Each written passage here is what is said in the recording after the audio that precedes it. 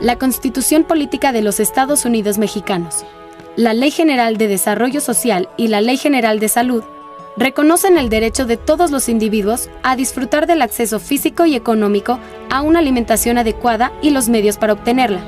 Pero aún existe pobreza alimentaria infantil y un gran número de la población se encuentra por debajo del nivel mínimo de proteínas necesarias para vivir.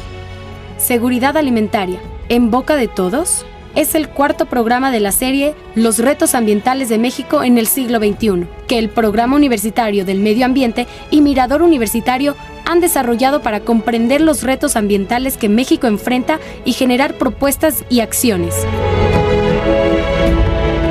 Nuestro reto es entender. Nuestro reto es el ambiente.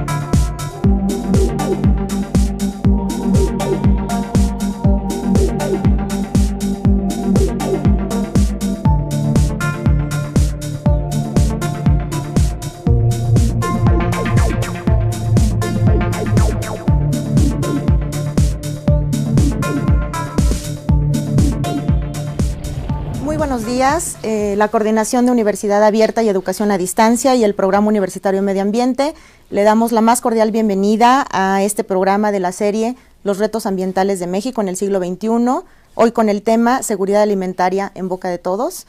Agradezco la presencia de nuestros invitados, el doctor Antonio Turrent, el doctor Omar Arellano. Muchas gracias. El doctor Antonio Turrent realizó estudios de licenciatura y maestría en la Escuela Nacional de Agricultura y el Colegio de Posgraduados de Chapingo, respectivamente. Es doctor por la Universidad Estatal de Iowa, de Estados Unidos. Actualmente es investigador del Programa de Productividad de Agroecosistemas, con sede en el Campo Experimental Valle de México, del Instituto Nacional de Investigaciones Forestales, Agrícolas y Pecuarias, profesor colaborador del Instituto de Recursos Naturales del Colegio de Posgraduados. Pertenece al Sistema Nacional de Investigadores. Entre las distinciones que ha recibido destaca el Premio Luis Elizondo en 1996, científico y tecnológico en el área de agropecuarias y tecnología de alimentos, del Instituto de Estudios Superiores de Monterrey. Investigador nacional emérito desde 2009 y miembro de la Academia Mexicana de Ciencias y de la Unión de Científicos Comprometidos con la Sociedad. Gracias, doctor Turrent, por su presencia. Gusto estar aquí. El doctor Omar Arellano es biólogo y doctor en Ciencias Biológicas por la Universidad Nacional Autónoma de México. Actualmente es profesor de la Facultad de Ciencias y en el Instituto de Investigaciones Biomédicas de la UNAM, miembro también de la Unión de Científicos Comprometidos con la Sociedad. Actualmente coordina el programa de ecotoxicología y participa en el Comité Consultivo Nacional para la Gestión de Sustancias Químicas de la Semarnat, fundador de la Asociación Mesoamericana de Ecotoxicología y Química Ambiental. Pertenece también al Sistema Nacional de Investigadores. Gracias, doctor Arellano. Gracias. Bueno, como le comentaba, el reto ambiental de hoy es la seguridad alimentaria, entendida como el derecho de todos a disfrutar del acceso físico y económico a una alimentación adecuada, que en nuestro país está garantizada por Constitución. Sin embargo, la pobreza alimentaria afecta a millones de mexicanos, alrededor del 18% de la población. México además depende de la importación de los principales granos que consumimos. ¿Qué debe hacer el país para garantizar la alimentación de los mexicanos? Es una pregunta que nos hacemos, ¿no? Llámenos, por favor, denos su opinión.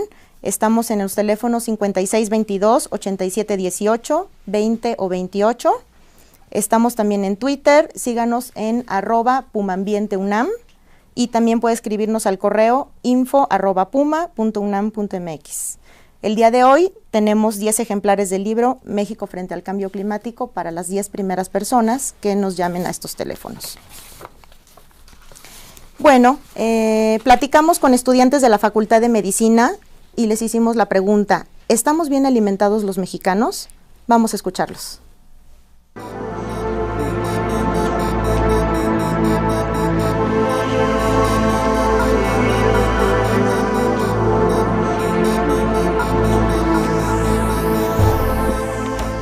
Tenemos unos malos hábitos de alimentación. Es que es por varios factores, ¿no? Como por ejemplo el tiempo de cada quien y que las personas viven muy lejos, entonces alrededor de donde trabajan pues no hay como lugares para comer bien. Bueno, también ya muchas mujeres no cocinan, entonces lo que se les hace más fácil saliendo de trabajar es comprar comida ya hecha, ¿no? Y es comida, chatarra, como hamburguesas o tacos.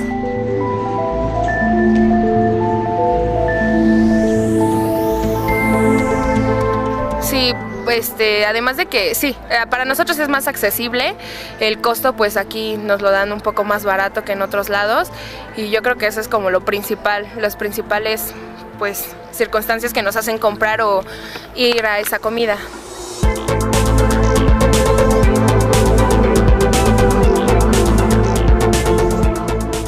Bueno, es que sí hay comida que es muy cara, pero no es como la esencial para estar bien nutrido, sino con no sé, frijoles, chile y tortilla, con eso puedes estar bien nutrido y no es tan caro. Bueno, y también enseñar a los niños desde chiquitos a que pueden comer cosas ricas y que no necesariamente tienen que ser chatarra. Por ejemplo, pueden comer fruta con chile piquín y ya son cosas saludables, y enseñarles a que tienen que comer equilibradamente, por ejemplo, cereales, verduras, frutas y todo, y no exagerar en unas cosas.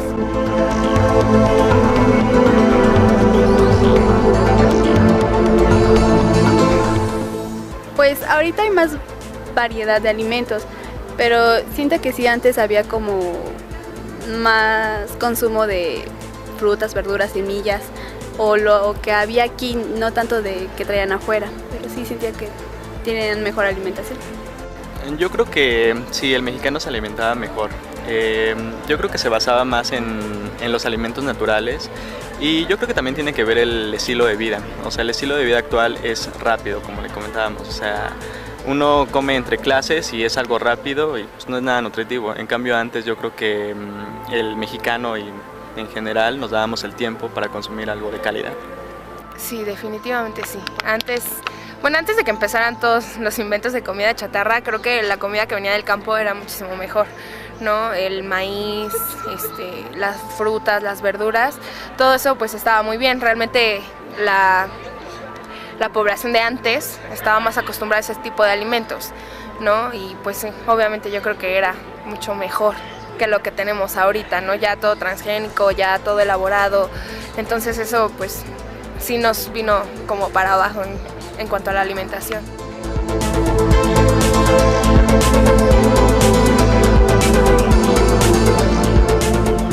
Yo creo que siempre informando a nuestros conocidos, dando a conocer más los alimentos que nuestros antepasados consumían como el amaranto, el nopal, cosas más étnicas para que puedan ampliar su menú y bueno, pues ya no hacer tanta promoción a la comida rápida como las pizzas y eso, porque igual yo creo que lo que nos afecta mucho es la globalización.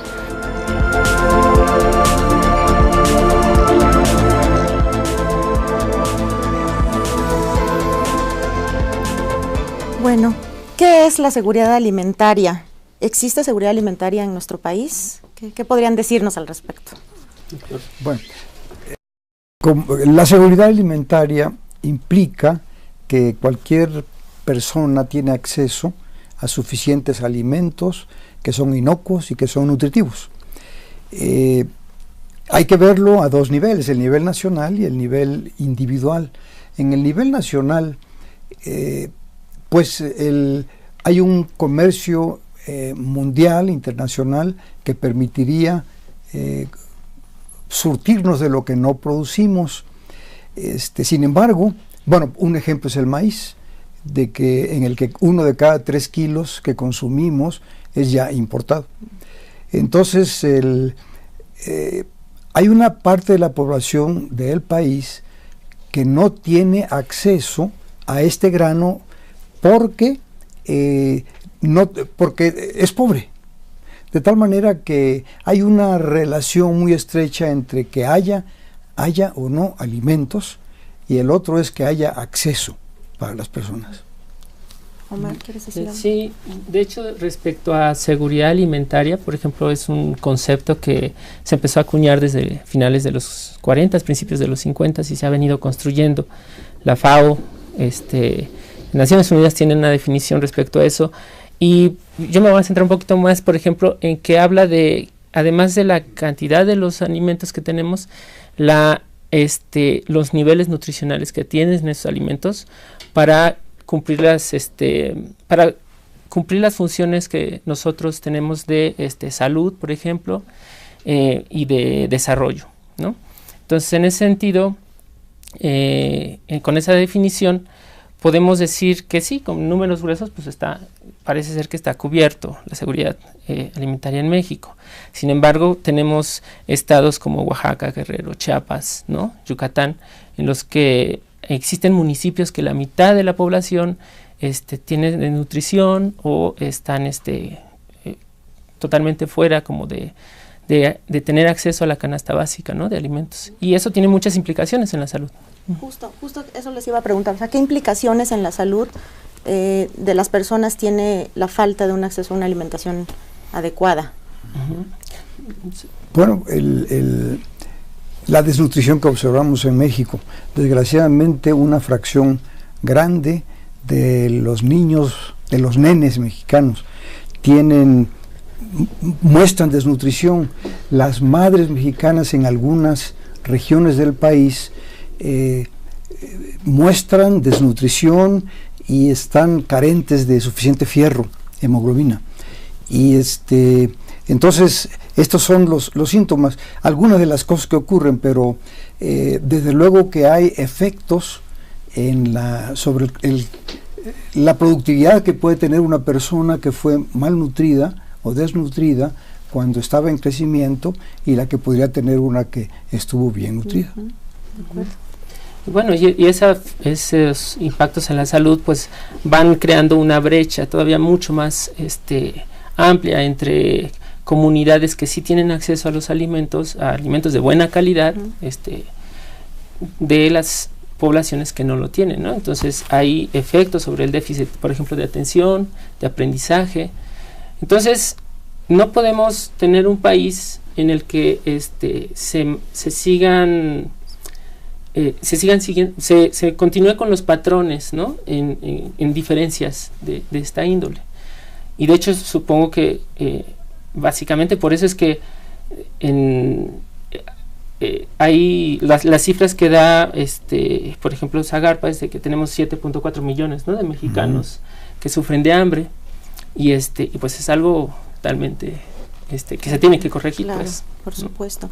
¿Y es sano lo que estamos comiendo los mexicanos? ¿Cómo afecta la contaminación del ambiente en lo que comemos, ¿no? En nuestros alimentos? Bueno, sí, comenzando con, hace un momento se refería a alguno de los estudiantes de medicina a cómo anteriormente había más variabilidad, diversidad en lo que nos nutríamos. La dieta nacional mexicana tiene, a partir del consumo de maíz, en forma de tortilla principalmente, más del 55% de la ingesta calórica y más del 35% de la ingesta proteínica viene del consumo de maíz. El maíz es nuestro alimento básico. Ahora, el maíz tiene algunas carencias. Para nosotros no tiene la carencia que tuvo en Europa en el siglo XVIII, cuando apareció la enfermedad pelagra, que se asociaba con el consumo de maíz de la gente más pobre, pero esto se debía a que el español el conquistador, no entendió, no reconoció a la tecnología esta a la biotecnología de la nixtamalización. Y entonces, por la ausencia de esta nixtamalización, apareció esta enfermedad en Europa, y de ahí que decidieron que en vez de... Era obvio que el maíz no era un alimento de seres humanos, porque a los que se alimentaba muy bien, nutría muy bien, eran a los animales domésticos. Y por eso es que en la actualidad, en el mundo, el maíz se consume principalmente como un forraje, no como un alimento humano directo. Y esto, en buena medida, se debe a que no se llevó la nixtamalización acompañado al consumo de maíz. Ahora, también el maíz es insuficiente en algunos aminoácidos, pero que sí tiene el frijol, de tal manera que cuando se comen juntos, Claro. ahí está muy claro, sabemos de que la dieta de un adulto puede ser perfectamente balanceada, porque las proteínas del maíz tienen algún aminoácido que el frijol es deficitario, y al revés también, de tal manera que esto es una manera de ver. Y el asunto de que el maíz y el frijol se consumen integralmente como granos. O sea que todo lo que está en grano es con lo que nos alimentamos. Así que ahí hay todos esos balances de fibras, etcétera. Gracias, Omar. Sí, bueno, precisamente en los últimos años, bueno, en el último siglo, la productividad, la producción de alimentos, pues fue a escalas industriales. Se desarrollaron los monocultivos, y eso trae algunas causas, consecuencias, y es principalmente el ataque de plagas, ¿no? Porque los monocultivos pues son campos enormes llenos de un solo tipo de planta, y entonces un insecto, un patógeno puede afectarlos y se lleva todo. Se lleva todo. O sea, entonces, como solución, pues se aplicaron agroquímicos, ¿no? Además, esos monocultivos requieren de fertilizantes y etcétera. Entonces, la incorporación de sustancias químicas a esta producción agrícola, pues nos trae como consecuencias la exposición a través del alimento de algunas sustancias tóxicas. Por el otro lado, también, por ejemplo, en animales, ¿no? en la crianza de animales, como los pollos, las vacas, los cerdos, que también son a escala industrial, el hacinamiento provoca efectos en la salud de estos animales. Entonces se sobreexponen a antibióticos, por ejemplo, a hormonas de crecimiento para que lleguen más rápido, y todas estas sustancias finalmente van a llegar a nuestros platos, ¿no? Justo, ¿qué pasa con todo el empleo de los plaguicidas, de fertilizantes en los cultivos en nuestro país? O sea, ¿cómo afecta a las personas? ¿Y cómo consideran ustedes que está la regulación en ese sentido sobre estos elementos? Yo quisiera hacer un comentario aquí. Hasta hará unos 15, 20 años, la mayor parte de los plaguicidas, para proteger las frutas, los granos, etcétera, eran plaguicidas de contacto. Es decir, se depositaban en la superficie, por ejemplo, de la fruta. Y ahí es donde hacían el trabajo de que cuando venía un insecto moría por llegar a la... Pero esto implicaba una dosis más grande y más frecuente de plaguicidas. Entonces, pero por otro lado, la ventaja para el consumidor, si uno lavaba bien la fruta, quedaba libre, no hay problema. Más recientemente se ha ido por el camino de los agroquímicos sistémicos, los cuales penetran y tienen se puede usar una dosis más baja, menor contaminación, digamos, respecto al ambiente. También contamina, pero menor contaminación, pero están dentro de la fruta. Uno lo lave, al comérselo, está uno ingiriéndolo. Lo mismo ocurre con el camino del plaguicida fabricado en las plantas por los transgénicos. Todo es perfectamente somático, es decir, sistémico, penetra a toda la planta. Come uno el grano de maíz, la tortilla, etcétera, ahí viene el tóxico, a diferencia de lo que ocurría anteriormente. Sí. No, y además, por ejemplo, también con la transformación de con la industrialización en algunas zonas agrícolas, ¿no? Por ejemplo, en el centro del país, estas fábricas emiten contaminantes que finalmente van a llegar a los alimentos, ¿no? Bueno, a los animales de granja, a los cultivos. Y, por ejemplo, hay un estudio que realizó la Red Internacional de Eliminación de Compuestos Orgánicos Persistentes, que muestra que en el huevo, el consumo de alrededor de 18 países, encuentran acumuladas unas sustancias que se llaman dioxinas, ¿no? Y PCBs. Estos contaminantes viajan a través de la atmósfera después que se emiten por las fábricas y son acumulados en tejidos, ¿no? Y se observa una concentración alta en algunos productos como el huevo. Además, tenemos el problema de la contaminación de los ríos, que muchas veces presentan metales pesados y otros. Eso les iba a preguntar, o sea, también cómo ligarlo a las aguas de riego con las cuales estamos regando nuestros cultivos. ¿Cómo está ese tema en el país? Pues es un tema deficiente. Es todo un tema y un tema un poco deficiente respecto al... Bueno, sí hay vigilancia, sin embargo, tenemos sistemas acuáticos seriamente contaminados, ¿no? Principalmente en el centro del país, el río Lerma, el río Atoyac, y donde hay zonas agrícolas ahí, ¿no? Y entonces, lo que provoca a veces cuando los niveles de contaminación son tan altos, es que la gente ya no utiliza los ríos para el riego, sino busca otras fuentes que son más caras, ¿no? Y bueno, la perforación de pozos y etcétera, agua subterránea, ¿no? Vienen otras problemáticas.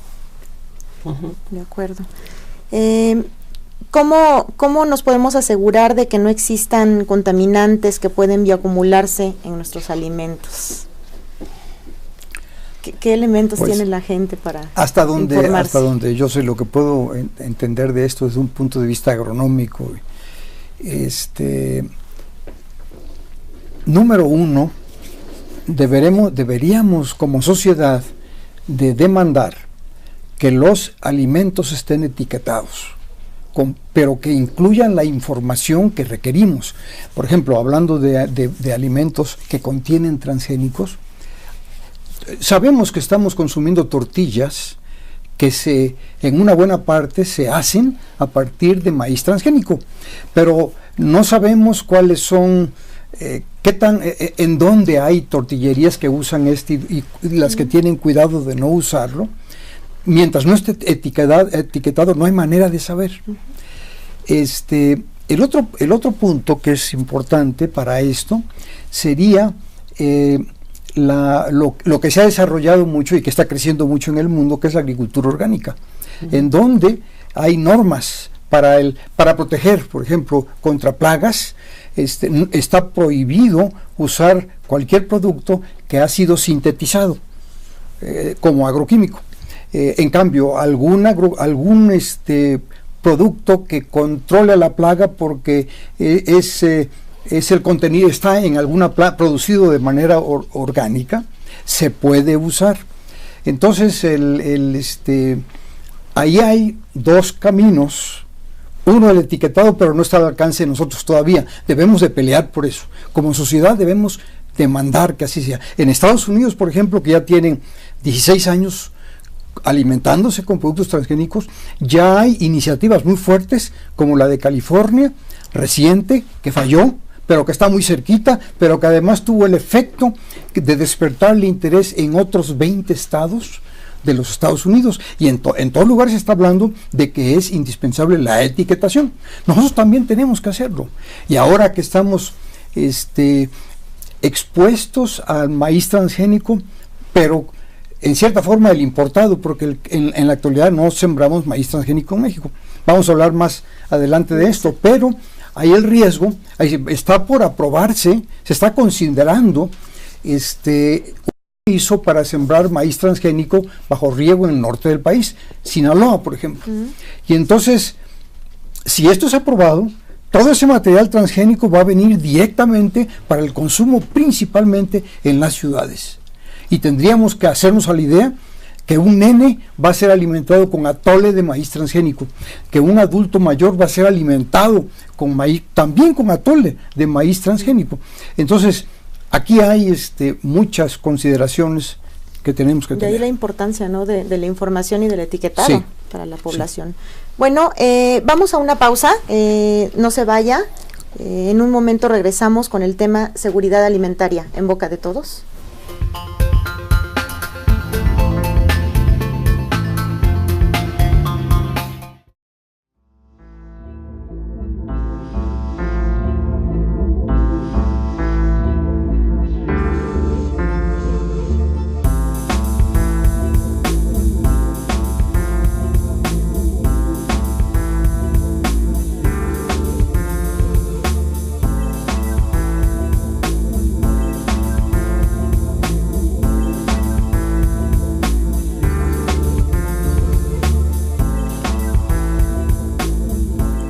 Bueno, le agradezco que continúe con nosotros. Le recuerdo que las vías de comunicación, nuestros teléfonos son el 5622-8718, 20 o 28. Estamos en el correo info@puma.unam.mx y en Twitter como @pumambienteunam. Nos da mucho gusto haber recibido muchas llamadas del público, sus comentarios los agradecemos. Por aquí hay una pregunta para el doctor Turrent. Nos preguntan si es suficiente el frijol y maíz para sustituir a la carne. ¿Qué nos podría comentar, doctor? Me refiero a las publicaciones y las observaciones de investigadores del Instituto Nacional de Nutrición, Salvador Subirán, el doctor Héctor Burges. Él menciona de que para un adulto es suficiente, se puede obtener todos los nutrimentos que requiere el adulto, una dieta de 2000 kilocalorías al día, comiendo maíz y frijol. Bueno, desde luego, complementado con chile, con cosas verdes, porque ahorita me refería yo a proteína y energía y carbohidratos. Ahora, esto es así para un adulto, pero para un niño de menos de 5 años, no tiene la capacidad para digerir el frijol que necesitaría complementar con el maíz para que fuera balanceado.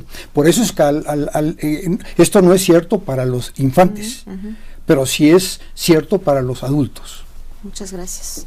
En cuanto al tema de hormonas y antibióticos en animales de granja, vegetales expuestos a plaguicidas, fertilizantes, ¿qué consecuencias tienen el empleo de todos estos elementos para la salud? ¿Qué nos pueden decir? Bueno, pues de hecho, los datos que nos... O sea, México ahorita tiene un problema de salud importante en el sobrepeso, diabetes, problemas cardiovasculares. Todo se atribuye a una mala alimentación, un régimen alimentario rico en carbohidratos, que ha ido transformando nuestra dieta, ¿no? O sea, nosotros estamos adquiriendo hábitos alimenticios que son desordenados, ¿no? O sea, no tenemos un balance en nuestros nutrimentos. Entonces, eso ha impactado en nuestra salud y lo vemos con los datos de la Secretaría de Salud y de los índices de morbilidad y mortandad por estas enfermedades. Ahora, ¿qué tanto sabemos de lo que nos estamos alimentando nos está afectando en nuestro metabolismo? Por ejemplo, la sobredosis de hormonas o de hormonas de crecimiento, etcétera, nos está afectando metabólicamente. Pues es un tema que está en los retos ambientales de México, porque no tenemos totalmente claro cómo están impactando estos contaminantes a nuestra salud. Y tenemos idea del ambiente, pero respecto a nuestra salud, la verdad es que hay un rezago respecto a encontrar estos vínculos entre los contaminantes y la salud, precisamente porque la gestión de las sustancias químicas en México ha sido un tema que se ha descuidado en los últimos 15 años, tal vez 16 años. Y entonces tenemos sustancias, por ejemplo, hay sustancias que a nivel internacional se están prohibiendo, y eso es a través del Convenio de Estocolmo, porque son sustancias muy persistentes, muy peligrosas, etcétera. Dentro de ellas está el DDT y otros plaguicidas que ya conocemos, casi todo el mundo conoce, ¿no? Pero por ejemplo hay una sustancia que se llama endosulfán, que se trata de retirar del mercado, pero todavía México no ha ¿En ratificado. qué se emplea esa sustancia? Son insecticidas que se utilizan en los cultivos. Y bueno, por un lado son el uso de estas sustancias, el otro es la práctica, la frecuencia con que se están utilizando. Y por ejemplo, cuando voy con mis alumnos al campo y tenemos algunas tiendas donde venden agroquímicos, uno se da cuenta que uno tiene acceso a estas sustancias de manera libre. Pues yo puedo llegar y comprar 1 litro de endosulfano, o 1 litro de metilparatión, etcétera, de estas sustancias químicas que se utilizan para el campo. Y pues en ese sentido pues hay un sobreabuso, ¿no? Más bien un abuso de estas sustancias. Del empleo. ¿Y cómo nos impacta? Pues son temas que tenemos que analizar todavía. Investigar mucho. Mucho. Yo quisiera hacer un comentario adicional al respecto. Se hizo un estudio en madres lactantes de California y se encontró que estaba tan contaminada su leche que si se estuviera en venta en el mercado no podría venderse por las reglas que hay del nivel de contaminación que puede tener una madre lactante. Yo creo que nos hemos quedado atrás en todo el mundo en entender esto, la pregunta que hace sí, con toda razón. Y yo diría que esto es un territorio de nuestros epidemiólogos. Ellos son los que deberían de hacer la conexión porque no se puede experimentar con humanos dándole excesos de hormonas, etcétera, no se puede, pero sí se puede, si los epidemiólogos tienen manera de saber cómo se ha estado alimentando una fracción de la población y qué ha estado ingiriendo, ellos sí pueden hacer la conexión. Nosotros requerimos mucho, pero en el mundo hay muchos intereses que quieren, que no quisieran que esto se supiera, pero esa es la única manera que tenemos de contestar esta pregunta. Ir avanzando, de hecho, nada más para hacer también un este año publicamos un artículo en donde se midieron agroquímicos plaguicidas en suero materno, en la sangre de las mamás y en la sangre del cordón umbilical, la sangre de los bebés, y los niveles verdaderamente eran muy altos en comparación con otros países. Y entre este binomio madre-hijo, los hijos son los que tenían los niveles más altos de estos agroquímicos. Es decir, estas sustancias atraviesan la barrera placentaria y llegan a los bebés. Entonces, ¿cómo? Aquí lo que falta, y se están haciendo algunos estudios, ¿no? Pero son limitados, son iniciativas de investigaciones muy puntuales de algunas universidades, incluyendo la de la UNAM, en donde queremos saber, bueno, ¿cuál es el impacto a largo plazo de que un niño nazca con esta carga de agroquímicos, ¿no?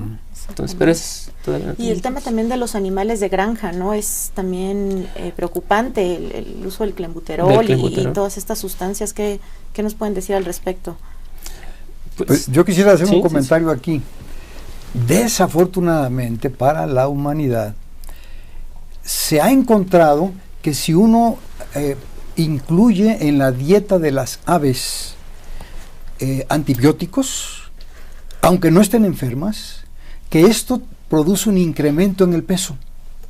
De tal manera que en esta carrera que tenemos por bajar los costos, aumentar la producción, etcétera, ahí hay un ejemplo. Pero y clenbuterol sería otro de las alternativas que están usando los que engordan estos animales, pues para ganar más dinero, para mantenerse competitivos. A diferencia de lo que sería el huevo de granja, ¿verdad? En donde no existiría ese problema.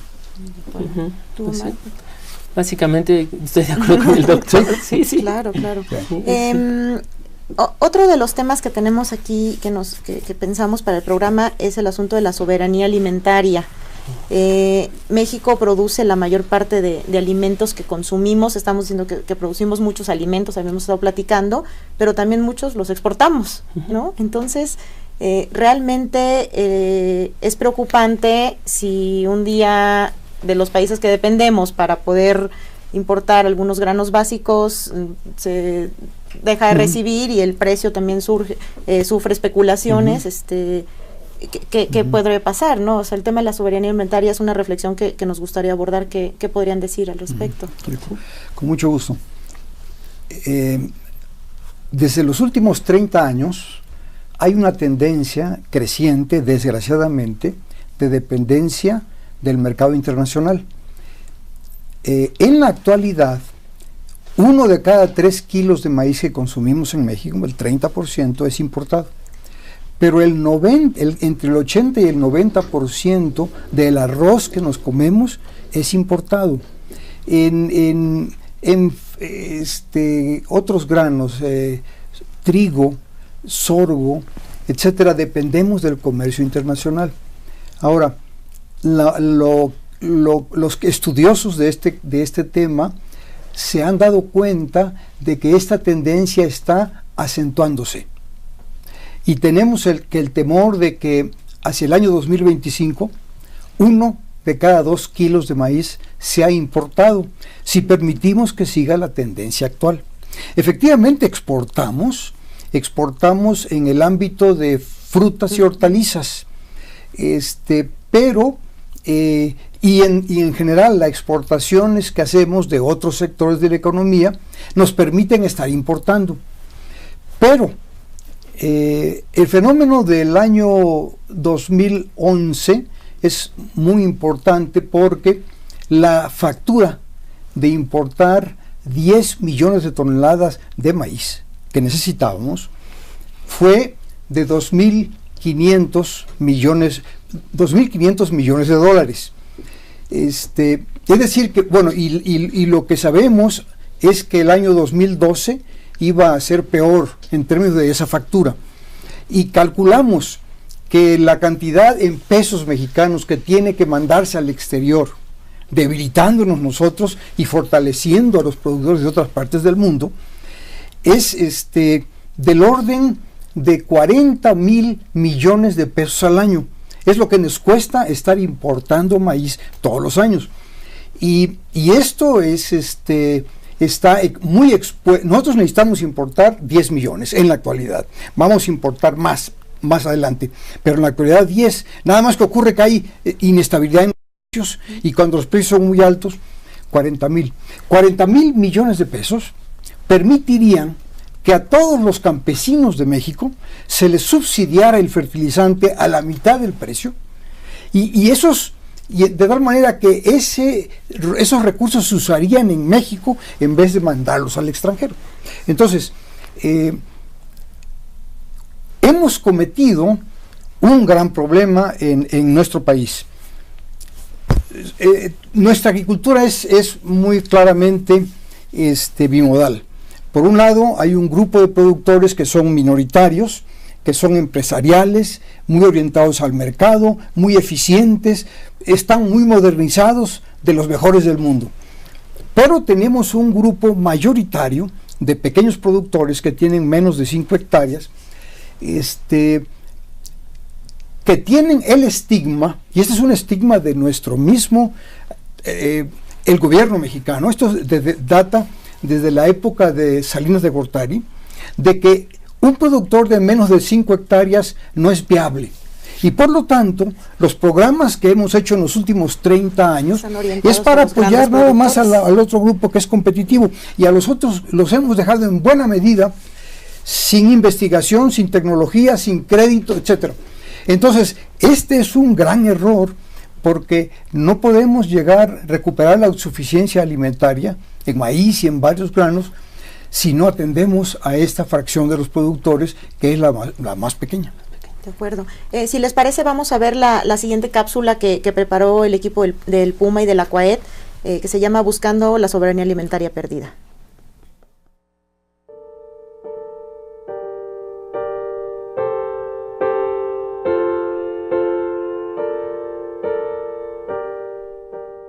Uno de cada 5 mexicanos vive con hambre. Es un universo de 22 millones de personas, cantidad comparable a la población de Chihuahua, Jalisco, Guerrero y el Distrito Federal.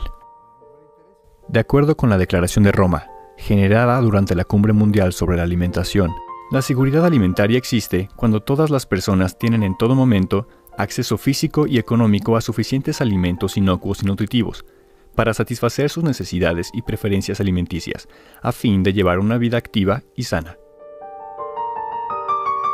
Como es evidente, México no ha logrado cumplir con estos propósitos, dado el enorme número de familias que, aun cuando hagan uso de todo su ingreso para la compra de comida, no pueden adquirir lo indispensable para tener una alimentación adecuada. Al panorama de inseguridad alimentaria se suma un incremento vertiginoso en la proporción de personas obesas, muchas de ellas también desnutridas. 30% de la población tiene obesidad y 70% sobrepeso, con el consecuente riesgo de padecer diabetes, diversos tipos de cáncer y enfermedades cardiovasculares. En 2 décadas, México pasó de importar 10% de los alimentos que consume a casi 40%, con una fuerte dependencia hacia el vecino país del norte, del cual se importan el 73% de los productos agropecuarios. Como consecuencia, afectaciones graves a la agricultura, debidos a fenómenos como el cambio climático, plagas o epidemias allá, pondrían en riesgo el abasto de alimentos aquí. Para superar la catástrofe alimentaria de nuestro país, se requiere de un nuevo sistema agroalimentario y nutricional, basado en una política de Estado que recupere la soberanía alimentaria, las economías rurales y la capacidad de compra de los consumidores, más allá de programas asistencialistas y entregas ocasionales de despensas.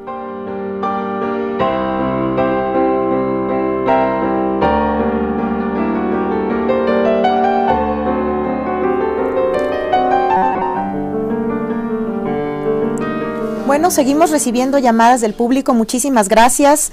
Tenemos por aquí otra pregunta para el panel. ¿Cómo exigir el etiquetado? ¿Cómo defender nuestro derecho a alimentos de calidad y no manipulados?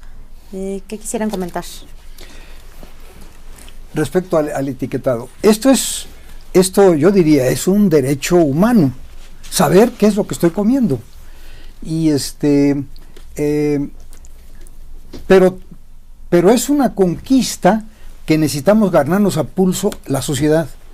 No, si va la iniciativa directa o surge de la Cámara de Diputados o de la Presidencia, etcétera, va a tener que ir filtrada ya por las relaciones de los poderes fácticos que vienen, que están interaccionando con nosotros.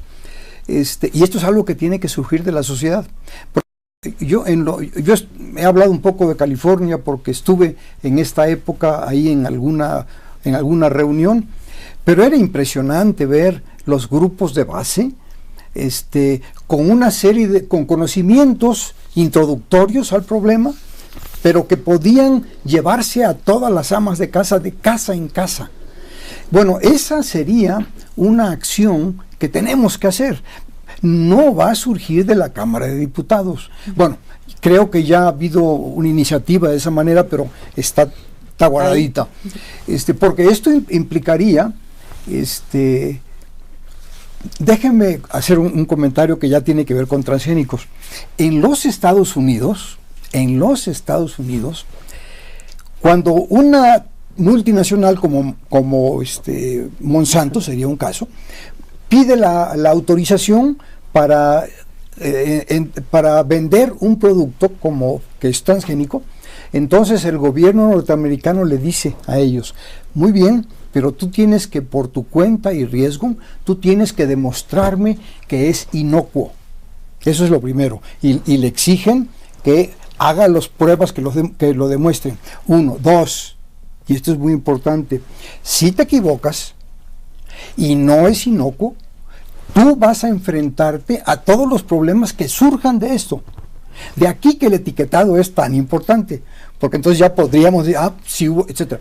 Aquí en México, yo la verdad que no estoy enterado de que haya habido este acuerdo. Si es que el gobierno mexicano, la Secretaría de Salud, hay ese acuerdo con los intereses multinacionales, también va a exigirles que firmen un contrato en donde ellos se hacen responsable de cualquier daño porque se equivocaron y que no eran inocuos. Claro.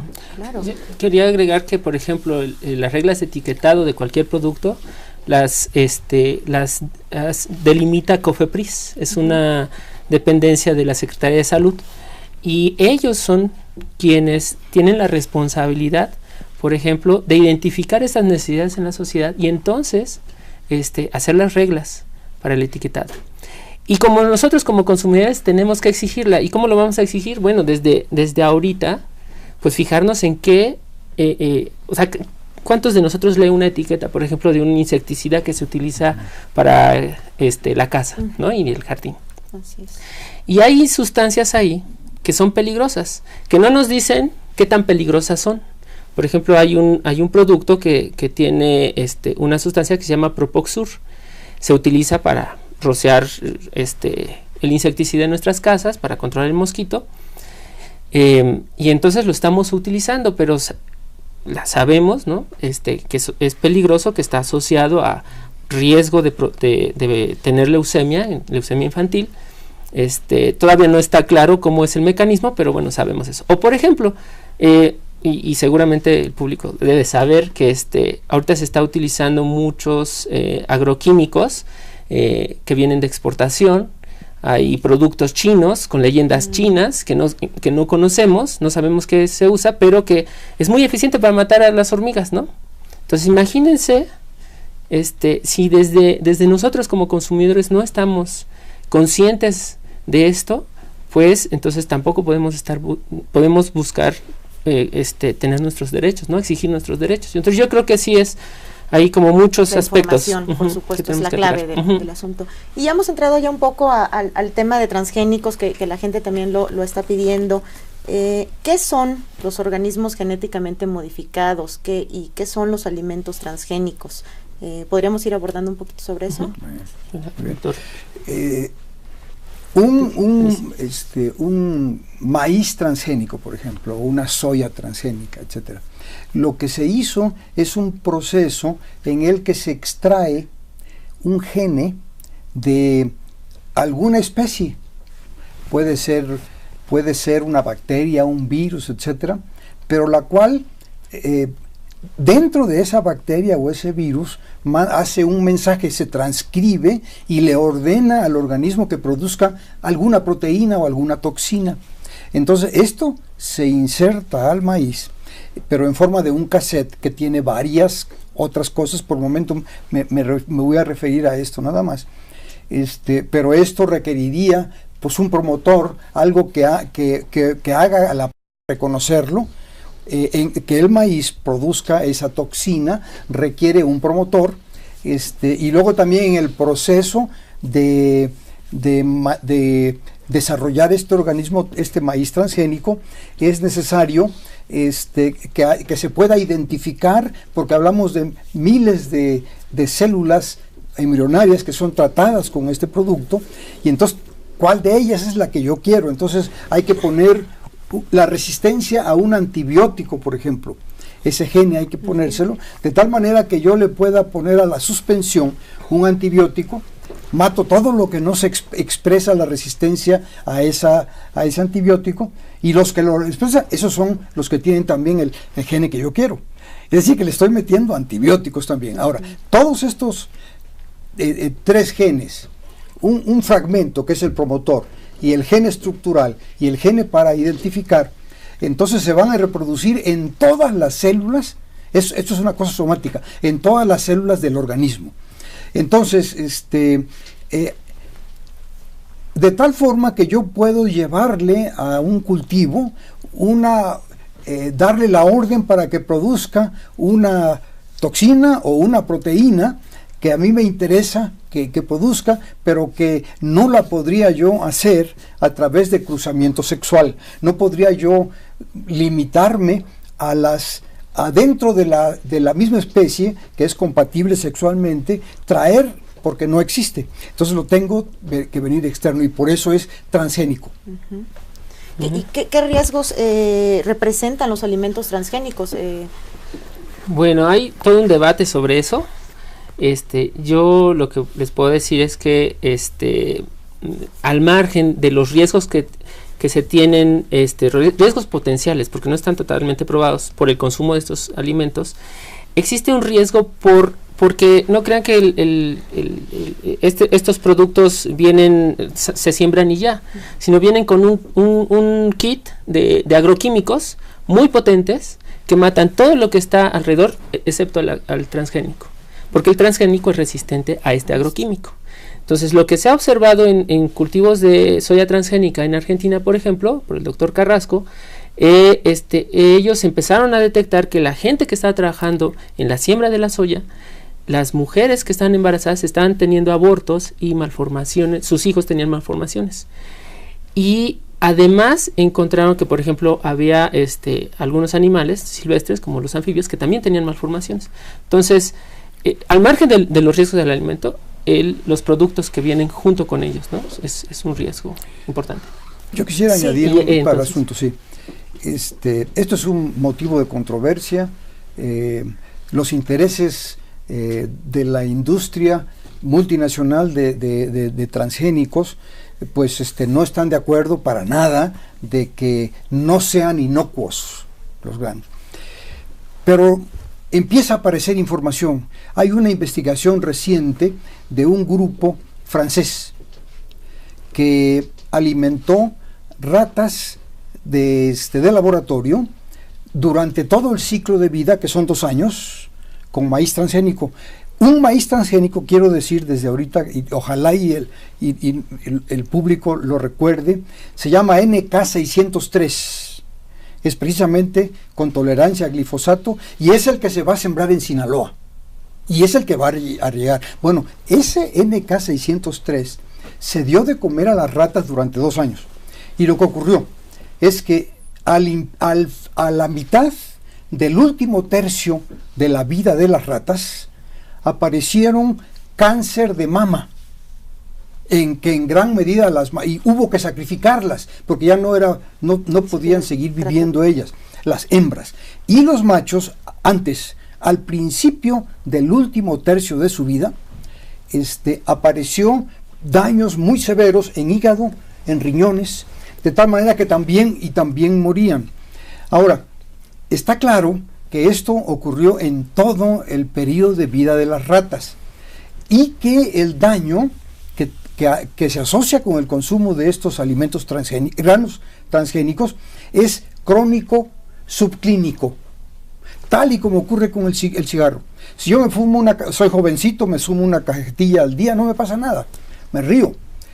Pero va a haber el momento en que hay que pagar la factura, y eso lo sabemos muy bien, porque el cigarro es otro ejemplo de algo dañino que es crónico subclínico. Así es lo que se está mostrando, que está ocurriendo con el consumo directo de transgénicos. Pero hay una cosa final, nada más. Sí. Ya no vuelvo a abrir la boca. Esa investigación es sumamente pertinente a los mexicanos. A las ratas se les dio de comer el grano de maíz tal y como nosotros lo comemos, directamente. En cambio, para la mayor parte del mundo, el grano transgénico se le da de comer a los animales domésticos, y yo me como la carne, la leche de estos, de tal manera que ya hubo de por medio un hígado, riñones que hacen un estómago de estos animales que preprocesan, de tal manera que el producto que yo consumo no es lo mismo que lo que ocurre cuando comemos directamente el grano. El tiempo se nos fue volando, el tema da para seguir platicando mucho tiempo. Yo les quiero agradecer a nuestros invitados su presencia, al público habernos seguido. Los invitamos a que nos sintonicen en el siguiente programa, que se llamará En un mar de basura, los residuos en México. Muchas gracias.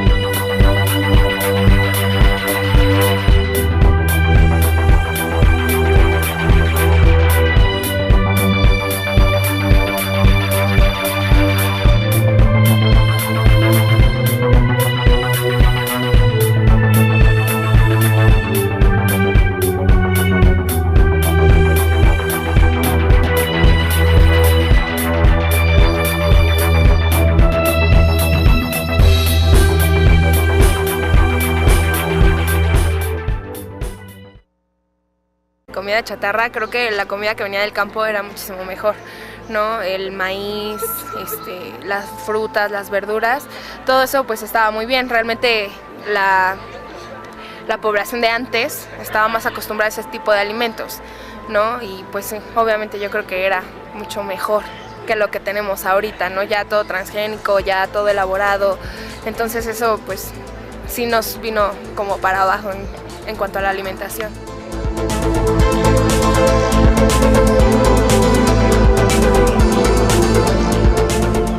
Yo creo que siempre informando a, no sé, a nuestros conocidos, dando a conocer más los alimentos que nuestros antepasados consumían como el amaranto, el nopal, cosas más étnicas para que puedan ampliar su menú y bueno, pues ya no hacer tanta promoción a la comida rápida como las pizzas y eso, porque igual yo creo que lo que nos afecta mucho es la globalización.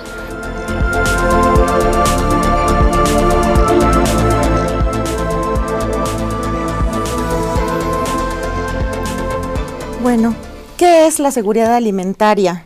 ¿Existe seguridad alimentaria en nuestro país? ¿Qué podrían decirnos al respecto? Bueno, la seguridad alimentaria implica que cualquier persona tiene acceso a suficientes alimentos que son inocuos y que son nutritivos.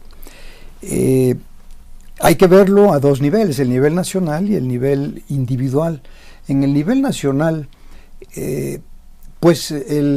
hay un comercio mundial, internacional, que permitiría surtirnos de lo que no producimos. Sin embargo, bueno, un ejemplo es el maíz, en el que 1 de cada 3 kilos que consumimos es ya importado. Entonces,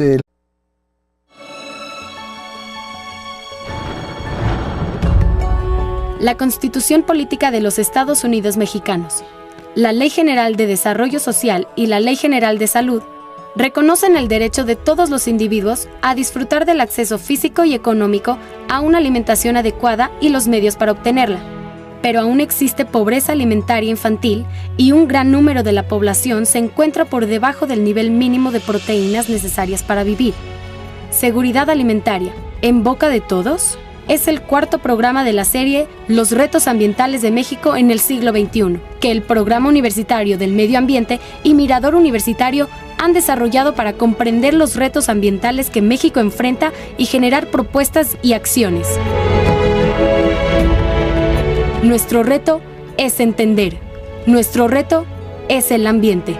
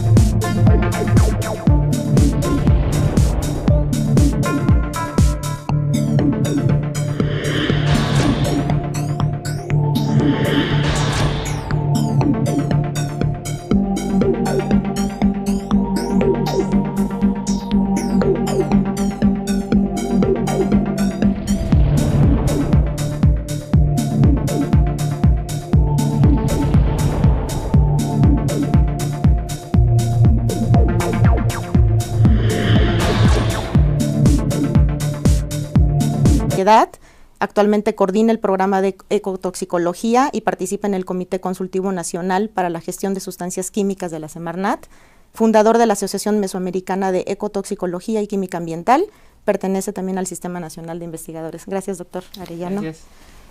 Bueno, como le comentaba, el reto ambiental de hoy es la seguridad alimentaria, entendida como el derecho de todos a disfrutar del acceso físico y económico a una alimentación adecuada, que en nuestro país está garantizada por Constitución.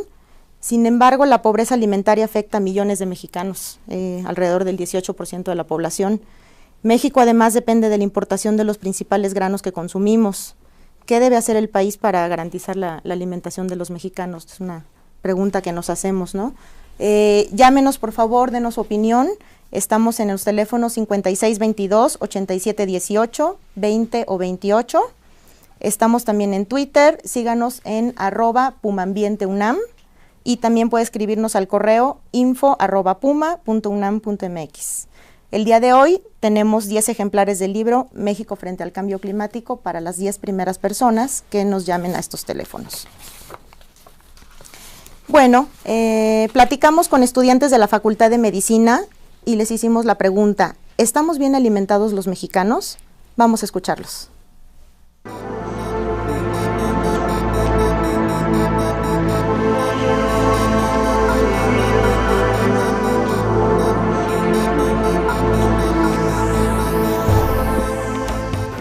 tenemos unos malos hábitos de alimentación.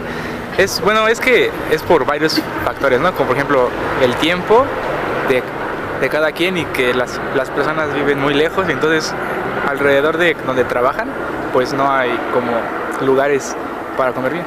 Bueno, también ya muchas mujeres no cocinan, entonces lo que se les hace más fácil saliendo de trabajar.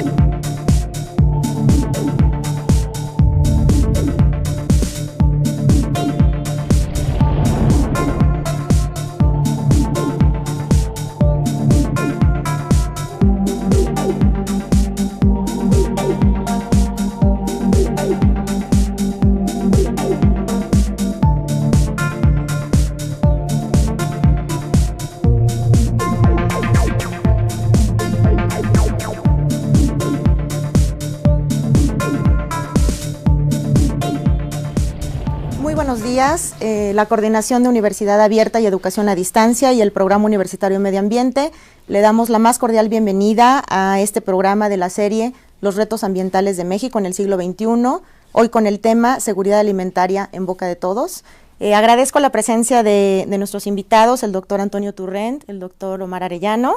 Muchas gracias. El doctor Antonio Turrent realizó estudios de licenciatura y maestría en la Escuela Nacional de Agricultura y el Colegio de Posgraduados de Chapingo, respectivamente. Es doctor por la Universidad Estatal de Iowa, de Estados Unidos. Actualmente es investigador del Programa de Productividad de Agroecosistemas, con sede en el Campo Experimental Valle de México, del Instituto Nacional de Investigaciones Forestales, Agrícolas y Pecuarias, profesor colaborador del Instituto de Recursos Naturales del Colegio de Posgraduados. Pertenece al Sistema Nacional de Investigadores. Entre las distinciones que ha recibido destaca el Premio Luis Elizondo en 1996, científico y tecnológico en el área de agropecuarias y tecnología de alimentos, del Instituto de Estudios Superiores de Monterrey. Investigador nacional emérito desde 2009 y miembro de la Academia Mexicana de Ciencias y de la Unión de Científicos Comprometidos con la Sociedad. Gracias, doctor Turrent, por su presencia. El doctor Omar Arellano es biólogo y doctor en Ciencias Biológicas por la Universidad Nacional Autónoma de México.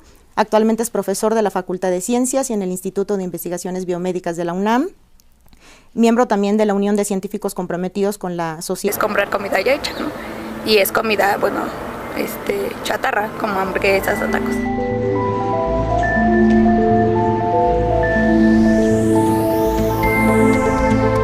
Sí, además de que sí, para nosotros es más accesible, el costo pues aquí nos lo dan un poco más barato que en otros lados, y yo creo que eso es como lo principal, las principales pues circunstancias que nos hacen comprar o ir a esa comida.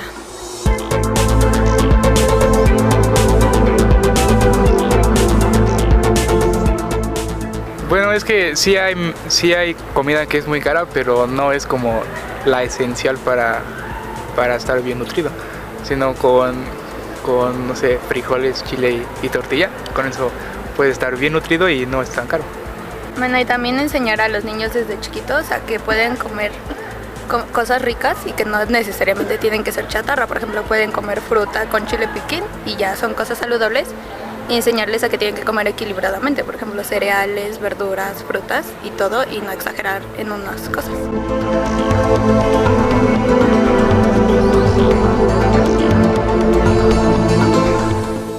Pues ahorita hay más variedad de alimentos, pero siento que sí, antes había como más consumo de frutas, verduras, semillas, o lo que había aquí, no tanto de que traían afuera, pero sí sentía que tienen mejor alimentación.